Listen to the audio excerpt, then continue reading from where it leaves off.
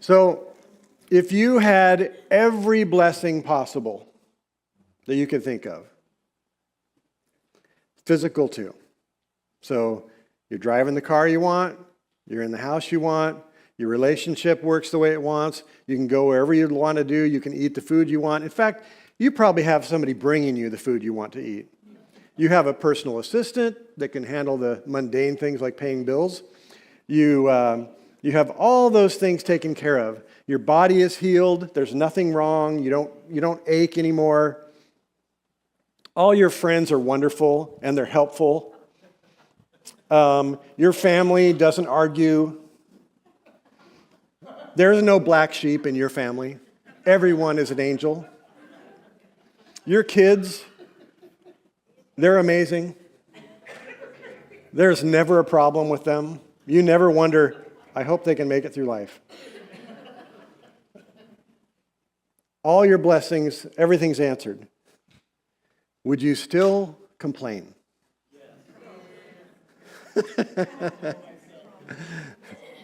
I remember getting gifts and complaining about when it got there, or how it arrived, or that it wasn't exactly what I wanted. It didn't really work out the way I thought. My expectation for the gift was better in my mind than the actuality, the reality of the gift. That's a problem. So that's why the rumble of grumble. We complain. We grumble about the weather, politics, church leadership. Oh, not me. Worship is too loud, or it's too quiet. The flag's distracting. Okay, you've thought it. I know I have before. Watch it, Greg.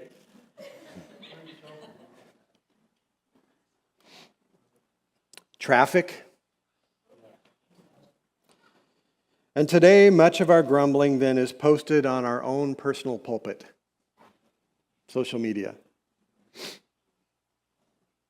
Complaining is a failing common to this model. One commentator stated that grumbling comes from our agreement with something that is contrary to God's will.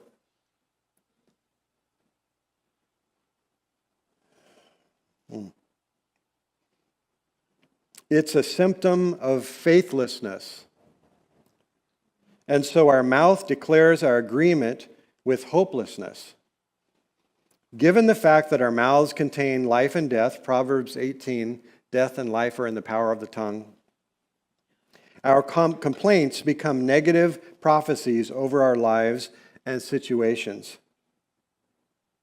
Boy, that's serious. When complaints, have you ever considered that me complaining about something is an agreement with a lie of hopelessness? Wow. It puts it in a different perspective than just, I'm irritated, so I'm going to tell somebody. Maybe it's, I'm irritated, so I'm agreeing with a lie that started in Genesis 3 that says he isn't really all that. And he can't deliver, so I better tell somebody and fix this darn thing. I mean, we need to be real about that. In Numbers 12, God made Miriam's skin leprous after she and Aaron talked about Moses because they didn't like his wife. This is just after the golden calf incident.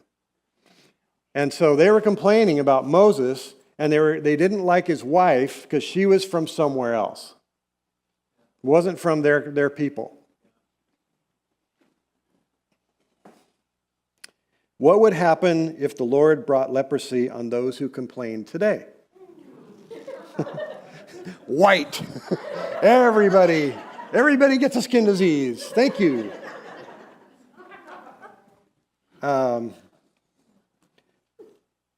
But that is just one example of how serious grumbling is to the Lord. And I mean, I've been convicted of this recently. And I still have to go and talk to the people that I was talking about, because there was an account that happened, and I didn't have a goal other than I was going to share my misery. Matthew 12. For out of the abundance, large quantity of something, of the heart, the mouth speaks. So if I have a large quantity of joy in my heart, what do you think is going to come out of here? Joy. If I have a large quantity of irritation in here, what's going to come out? Irritation. It's not going to be a blessing. If I have a large quantity of disgust in my heart about something, a disagreement, I don't like the way they do that. The lights, they need to quit dimming those so down so far. I can't see.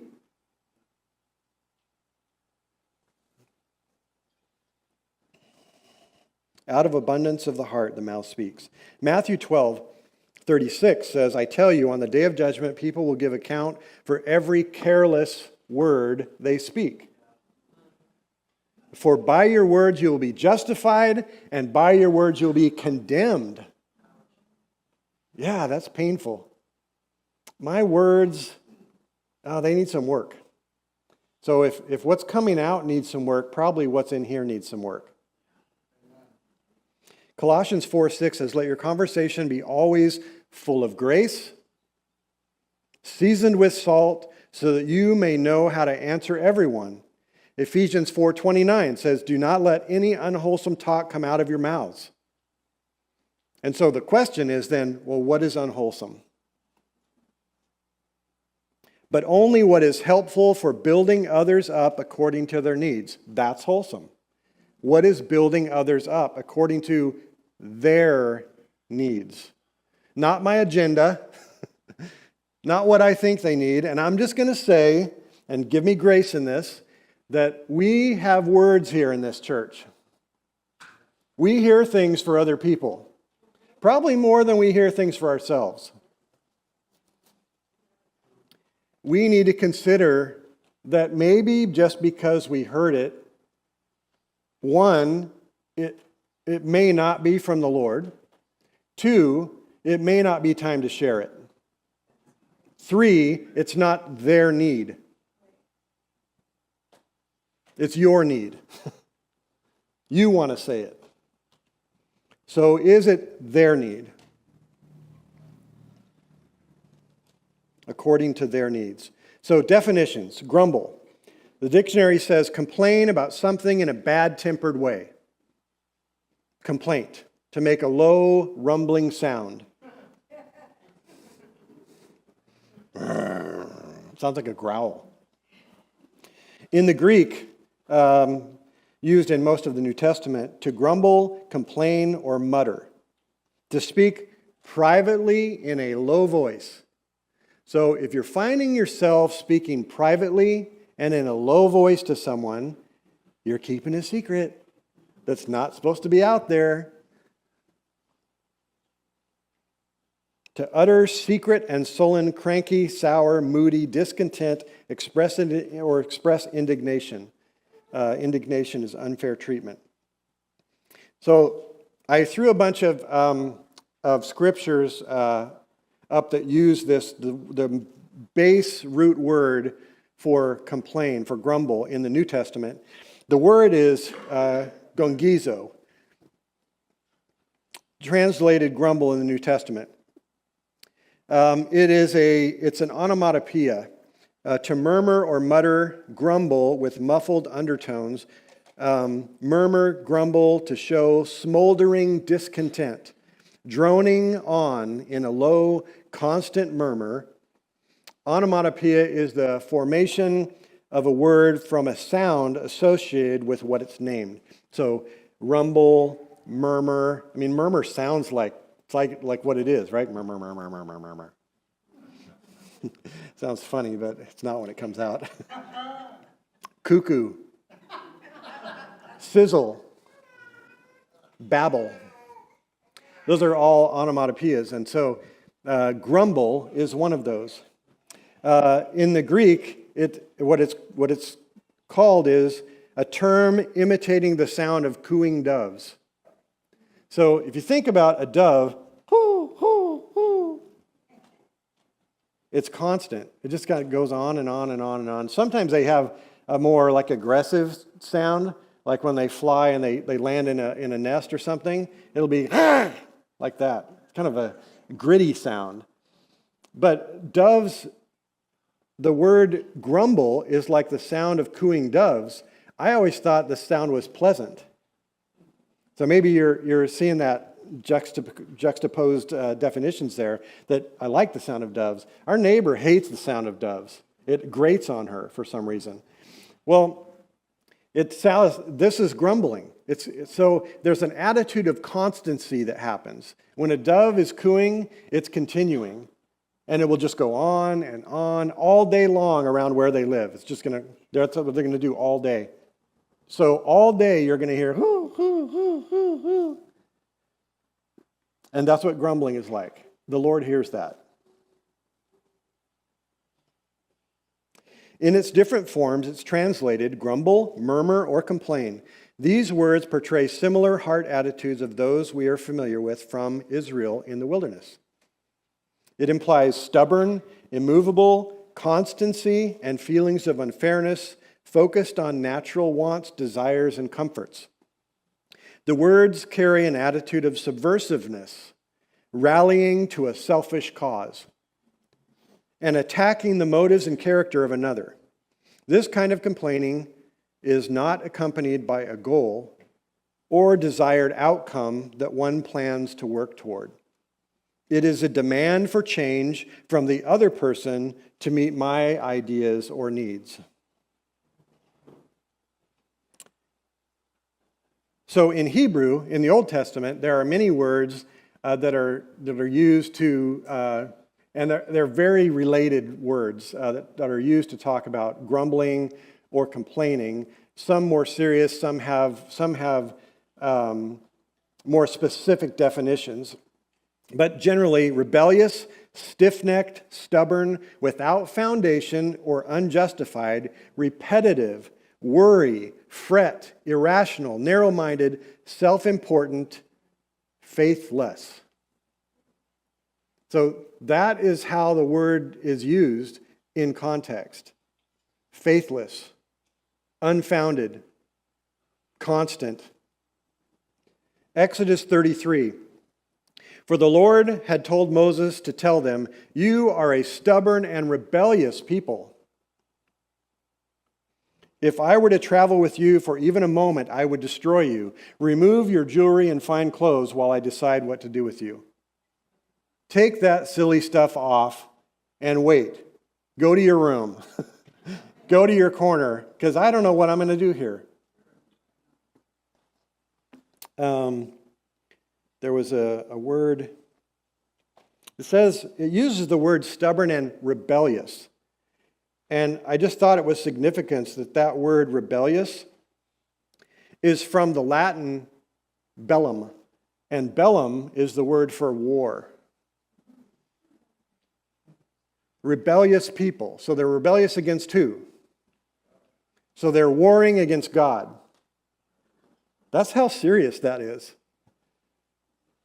Ezekiel chapter 2 says, the Son of Man, he's talking to Ezekiel, God says, "Son of man, I'm sending you to the Israelites, to a rebellious, a warring nation that has warred against me.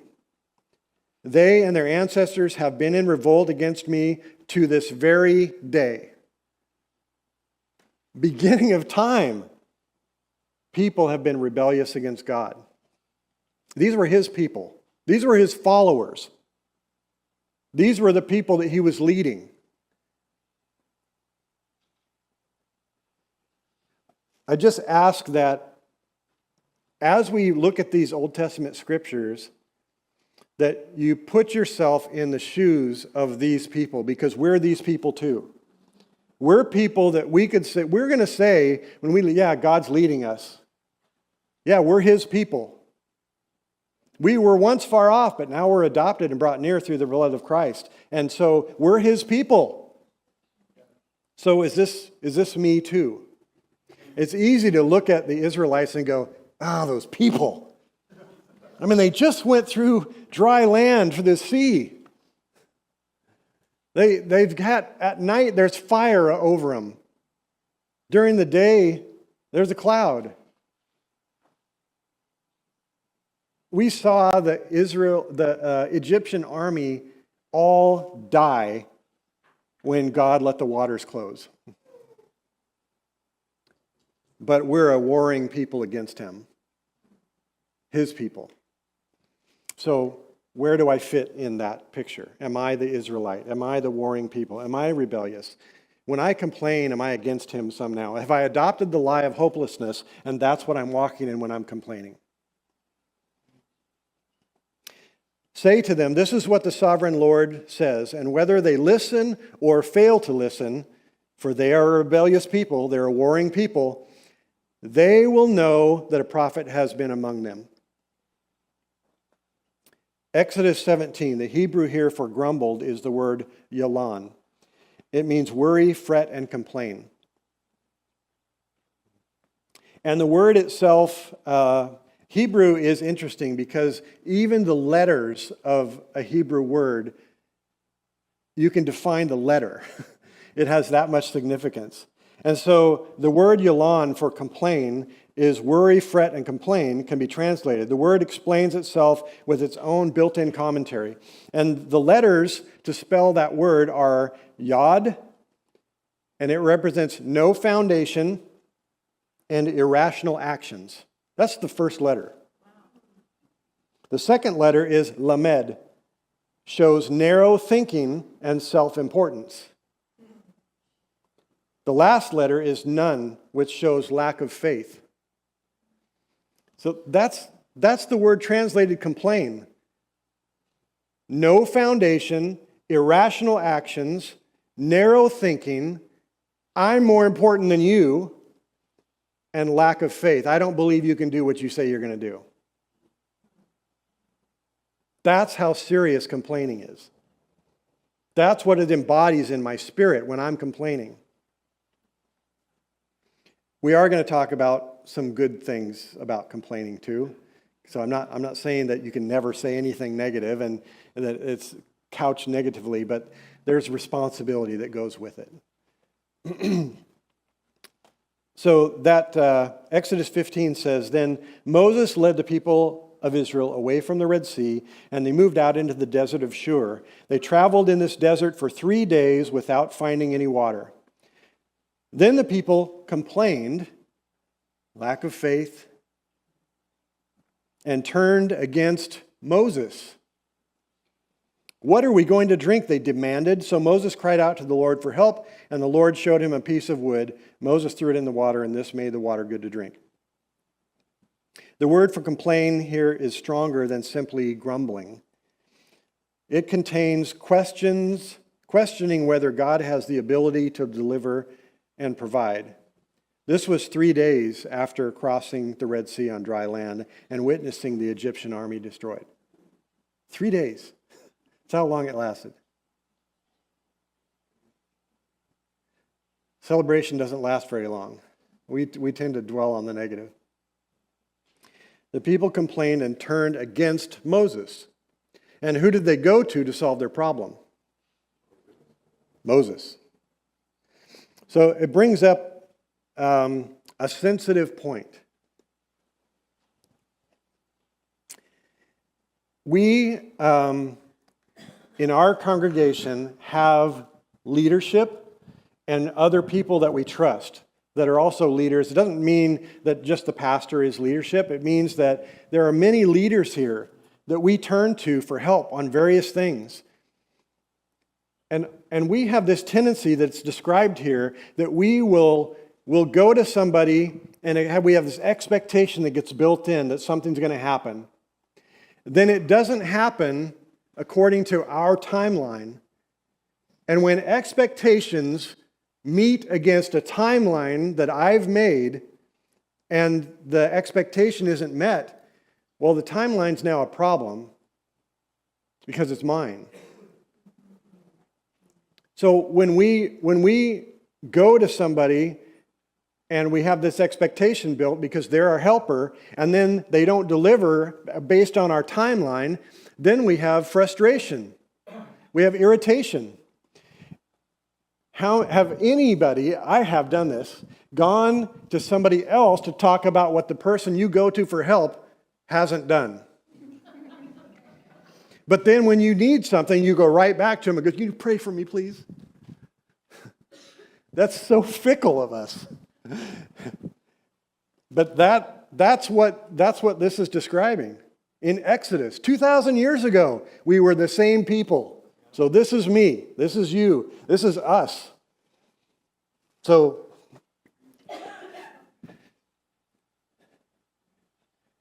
this word explains that it's more than just discontent. It's more than not having my needs met. This is the faithlessness part. This word describes questioning God's ability, not his motives. It questions his ability. He can't do what he says he's going to do. That's what this word describes. The people complained. The people were thinking that God can't give us water, can't save us, can't give us the promised land, can't deliver on the promises that he made. Can't do it. So that's no trust. After everything that's happened, no trust, no faith, because my circumstance is greater, my expectations are different than what's happening. You're not matching my timeline, God. I thought we'd come out of here. You heard many times how the children of Israel said, "Well, did you bring us out here to die?" Back in Egypt, they didn't say when we were slaves and were forced to labor and make our own bricks. We had everything we wanted to eat. Everything is beautiful there. I know my mom would say, "Well, go back. You're on your own. Here's your bag." Exodus 17:3 says, "But the people thirsted there for water, and they grumbled against Moses and said, 'Why now have you brought us up from Egypt to kill us and our children and our livestock with thirst?'" We are a bunch of 3-year-olds. The Hebrew word for grumbled, I said that one. Numbers 11:1. "Now the people complained about their hardship in the hearing of the Lord, and when he heard them, his anger was aroused. Then fire from the Lord burned among them and consumed some of the outskirts of the camp. When the people cried out to Moses, he prayed to the Lord, and the fire died down." So the very person they complain against, they go to for help. Numbers 14, "The Lord said to Moses and Aaron, 'How long will this wicked community grumble against me? I have heard the complaints of these grumbling Israelites.' Then later it says, 'In this wilderness your bodies will fall. Not one of you will go to the land which I swore with uplifted hand to make your home, except for Caleb.'" Verse 23 says that Caleb will be allowed to enter the promised land because he has a different spirit and follows me wholeheartedly, it says. Caleb wants what I want. I like that. David is referred to a man after God's own heart. He wants what I want. So many times my expectation comes from, "Hey, God." It's not that I'm not in connection or communication with God, but I'm saying, "Hey, I'm planning on doing this. Could you come with me and help?" Rather than, "Oh, God, what are you doing today? Maybe I can come help you." Yep. See what a shift that is? It doesn't mean we can't do things that we want to do, but that heart attitude is Caleb's. He wanted to do what God wanted to do. He had a grateful attitude and trusted that God would do it again. Verse 27 there says, "How long must I put up with this wicked, evil community and its complaints about me?" The word translated evil or wicked here specifically describes an evil of consumption. It comes from letting natural desires consume you. Literally, this verse says, and this is if we read it all in Hebrew and translated all the words, it would say this: "Until when or how long will this congregation be so absorbed or focused on their natural needs that they will continue," that's an important word, continue, "to refuse to move forward to the promised land?" So who was responsible for not going to the promised land? Yeah, we are. That's my responsibility. Continuing to refuse to move forward. Now that's the attitude of grumbling and complaining. Continuing to refuse to move forward. "I heard the children of Israel worry and fret, and they are fretting against me." So that's the literal of this verse. They're fretting against me, God. It's important to look at the original language here because Hebrew is an emotional language. The word "until when he says, "Until when? How long am I going to put up with this people?" It's the words almati. It's not an expression of exasperation or anger. I found this fascinating. He's not saying, how long are they going to... It's not irritation. It's not, these people, I just can't stand them. It's this cry of a broken heart. That's what almati means.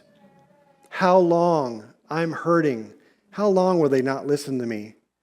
Remember the scene when Jesus is standing and he's looking over Israel and he says, "How long I've wanted to gather you as a hen gathers her chicks, but you would not." That's the same as this verse right here. How long? But you continue to refuse to move forward to what's promised. Wow, am I getting in the way of promises? By complaining?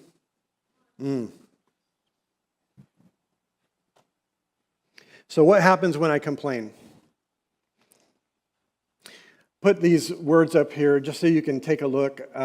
These are, if you look at any one of these words, you've experienced the rumble of thunder, right? You see the lightning, but you hear the thunder. You feel the thunder. Sometimes windows rattle with thunder.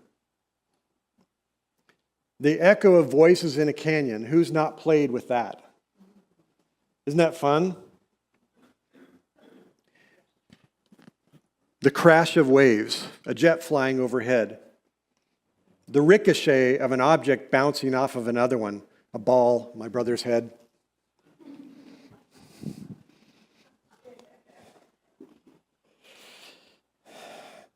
He could take me now, so I don't do that. Complaining may bring validation. Often when I complain about drivers, my thoughts are validated by those around me who feel similarly. This brings a sense of connection with another. People commiserate over the things that upset them. Complaining opens the door for this. Driving is a classic.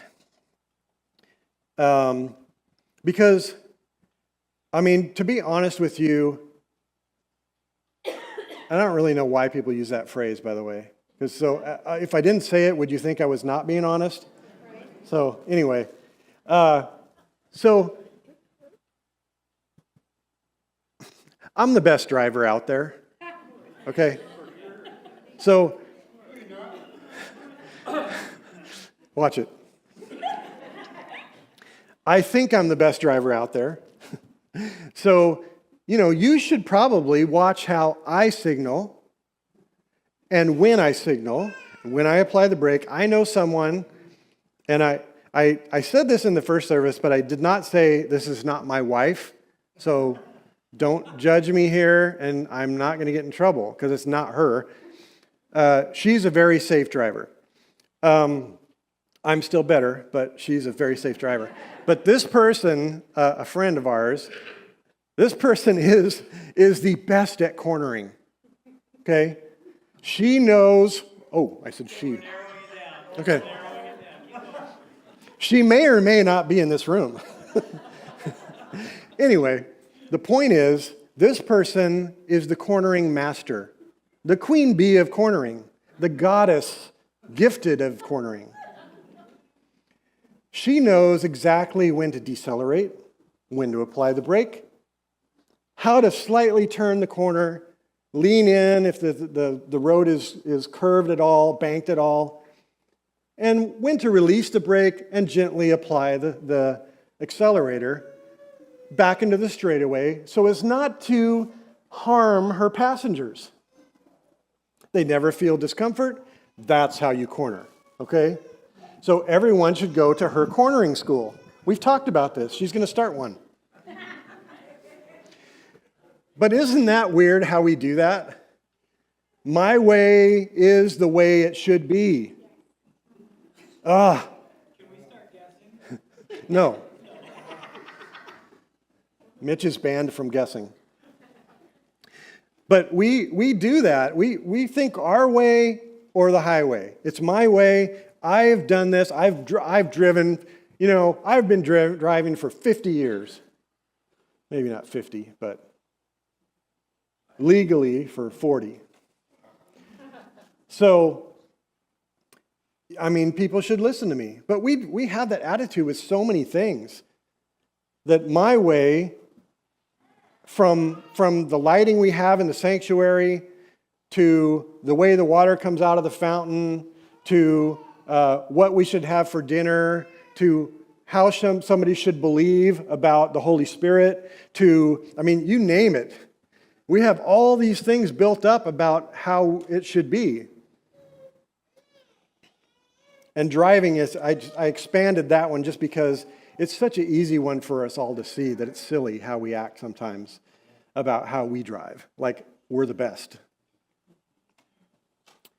So, people commiserate over things that upset them. Complaining opens the door for this. When another recognizes your pain expressed by complaining and validates your experience, this feels good and momentarily connects. Feeling heard is extremely powerful and is a tool that does two things. It justifies and it amplifies. So a question comes from that.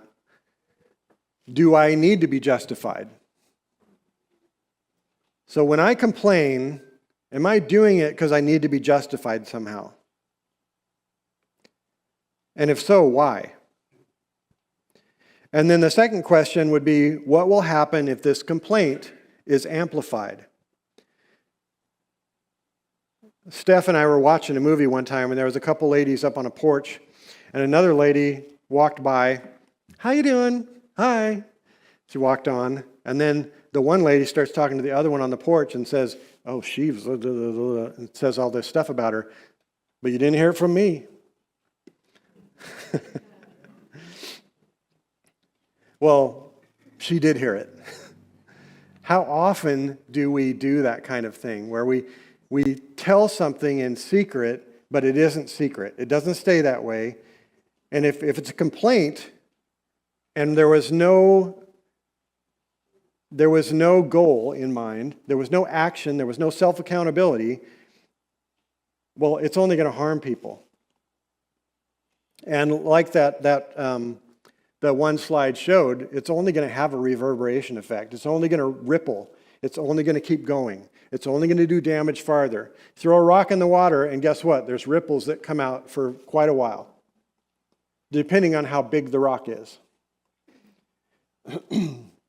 Okay, sharing complaining can be a form of social bonding. We've decided to put one of these stations out in the lobby, and we think that we'll only need one number. And then it will provide an example. So every time you walk by the hole in the ground, you will remember Brian. Remember that sermon he had on complaining? Yeah, I'm not complaining. Yeah. How are you doing today? Fine. Not saying anything. I'm not going to talk. That's not going to be me. Being around people who complain a lot can make it more likely and acceptable to increase the airing of grievances from others. Too much complaining can deepen negative feelings and moods, make you feel helpless, and grow a negative outlook on life. Most people do need to express frustrations from time to time. People need to talk to loved ones about feelings, both positive and negative. They need to seek the opinions of those they trust when facing difficult choices or situations. These actions can be positive, but it can also often involve sharing stories about problems. Sometimes that slips into excessive complaining or gossip. And that's a sister word and a sister action to complaining. Complaining can often turn into gossip. A healthier form, for example, of complaining would be brainstorming solutions. What do we do about this? Signs I'm complaining too much. These are just some of them. Air negativity, but don't try to find any solutions. Ruminate, we've talked about that before, continuing to think about the same thing, rethinking about the same thing, ruminating about past events. Experience a lot of regrets and wishes about redoing things, which is not in your control, right? Frequently experience feelings of anxiety, usually irritable after complaining. That's a good one. We kind of think that if we complain, we're going to feel better. Got it off my chest. It never works. Have a negative mood and outlook on life. Talking about problems makes you feel helpless or hopeless. And that's the real result of complaints with no accountability, no goal, and no action involved. That's really what happens to it. Despair, hopelessness. Do you notice friends starting to avoid you or not including you in activities? Are people finding excuses to cut your conversation short? Ding, ding, ding, ding, ding, ding. That could be, here's your sign. That could be a reason. Could be one of those things that's telling you, I'm complaining too much. I need to figure out what this is about. So what we call complaining can be venting, commiserating, sharing, whining. Why we say we do it, we're just being honest. Need to get this off my chest. I want to just gain understanding and get your opinion. I want to check my thinking. I want to get validation from others, or I want to gain agreement. Notice how positive all those things sound. And most of those could be positive. I want to check my thinking. I want to gain understanding or another opinion. Those are valid reasons. The urge to complain is part of humanity. Research and experience show that our innate motivation is to return any discomfort to comfort. We search for the antidote for not feeling well, having pain, and not getting what we want.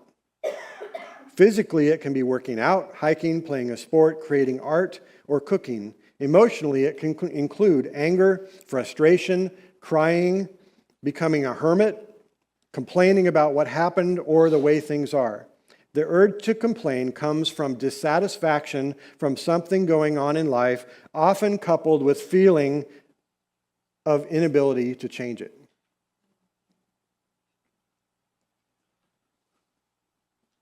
So why do we do it? Nature, habit, sometimes ego, discontentment, lack of control. What we really want, if you think about it, when was a time in history when there was no complaining?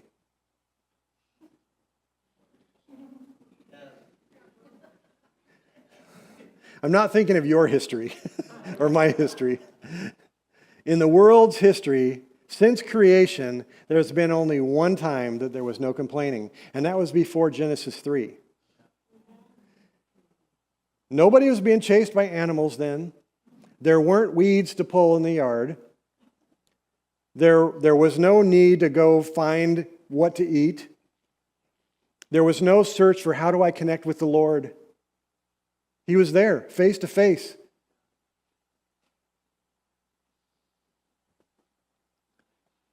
So we want to return to Eden. We want to get that. Even if we're not believers, we want to get back to that. We want to return to a state of homeostasis. Everything is good. No pain, no problems, no irritation. Everything is just the Father's will, and I'm just here accepting it, loving it. He's taking care of every single need. And so that's what we're trying to get to. And we think that complaining is going to get us there. The children of Israel cried out about water. Well, I mean, the problem was solved. They got water. But the way they went about it was they grumbled against God and didn't think he could do it. Faithlessness. So that obviously wasn't the answer. So your brain on complain. Here's what happens inside. So we have this organ inside our brain called the hippocampus. And there's two of them, one on each side of the brain. And it's used for, it uses all of the senses. Every sense that we have, smell, feeling, hearing, everything, taste, to help process and store memories. Transferring short-term memory to long-term memory and form memory maps of our surrounding for spatial navigation. That's just beautiful. So if I didn't have a hippocampus, can you imagine how long it would take me to cook dinner? Days. Because I wouldn't know where the pots were. I wouldn't remember how to turn on the stove. I didn't know where the spices were. I wouldn't even know we had a refrigerator until I saw it.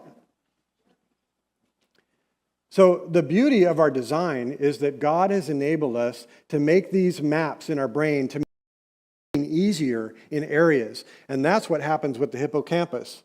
It's designed to connect with our senses and our repetition to make it easier for that same thing to happen again faster for me.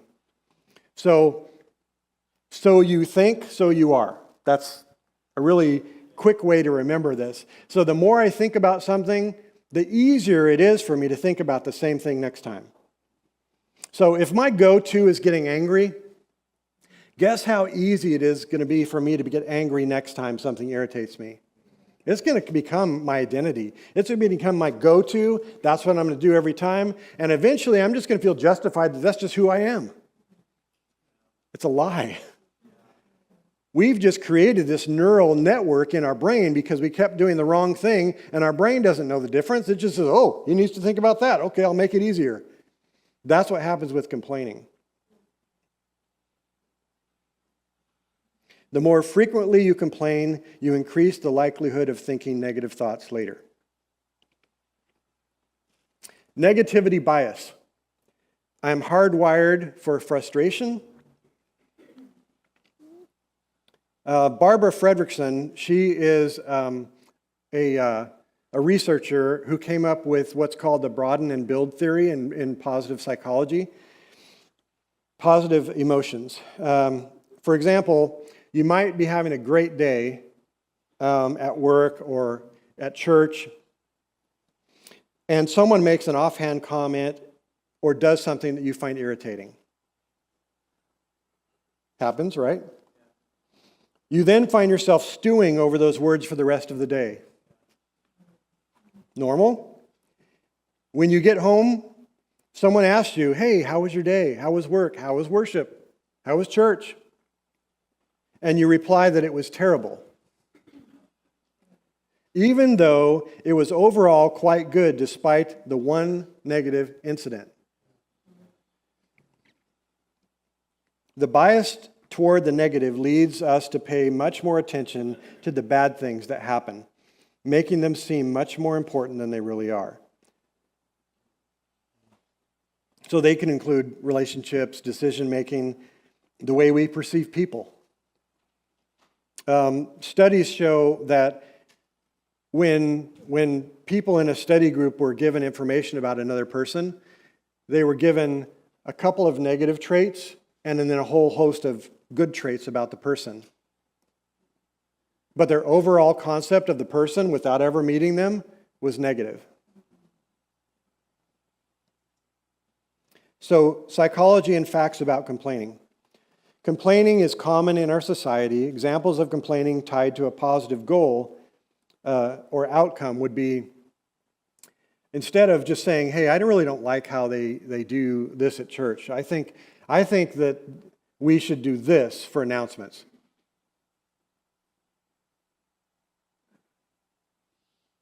I could say, hey, can I talk to you about announcements?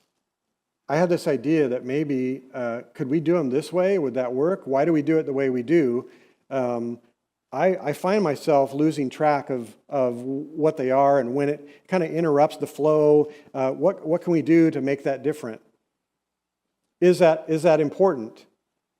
So I've done three things there. One, I have complained. I've said I'm irritated about this. Two, I've taken responsibility. I feel this way, and asked for a check. Is that how the reality is? Number three, what can I do about it? So there's a goal and action. I got it off my chest. I said something about it. But two, I took responsibility for it. So saying it, personal accountability, and a goal, followed by an action of some kind. Not that everybody else has to go do, but that I would do. A complaint sometimes results in a change that's good. Complaining to others can result in gaining a new perspective or understanding for myself, and complaining can rally people around a cause. And sometimes that's needed. Some negative things. A half hour, this is shown in studies, a half hour of complaining every day physically damages a person's brain. I don't know if you've ever heard the term neurogenesis. The brain is designed to change and grow and expand wherever it's needed. The hippocampus is just like that. It's designed to get bigger so that we can communicate faster and easier on positive and good things. But it will shrink if we concentrate on negative things. It's much easier to build networks around negatives than it is around positives. It takes effort for us to do that. We're trying to return to Eden all the time. So whether you're the one griping or you're the one listening, exposure to negativity peels back neurons in the hippocampus, the part of the brain used for problem solving and cognitive function. Over time, complaining becomes a habit, and if you're surrounded by complainers, then you're more likely becoming one. It's important who we surround ourselves with. 1 Corinthians 10, for I do not want you to be ignorant of the fact, brothers and sisters,